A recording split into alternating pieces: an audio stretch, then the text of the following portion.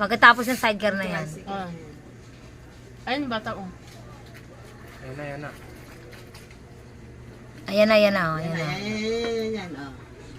Ito na yung basura. Box ko, lagay ng balat. Nilagay niya dyan. Oh, palingat-lingat pa siya eh. Ayun, 1.5. Ito kasi na dito nakapuha yun siya, oh. Ito kasi yung bantay, oh. Nakahiga. Bantay, nakahiga. So, syempre, hindi nyo makikita kung sino yung dumudukot. Ayan na, oh. Ayan na. Babalik yan eh, ayan oh. Ayan na, nilagyan niya ng ano. Nilagyan niya ng mantika. Yung karton. Oo, dalawang mantika.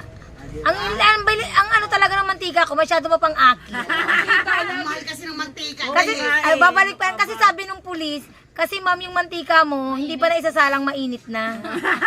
Mainit sa mata.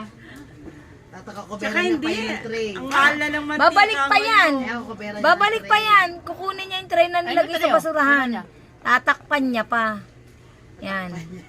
Kaso nawaw mali siya. Kaso, lumabas ako, inanap ko yung basura.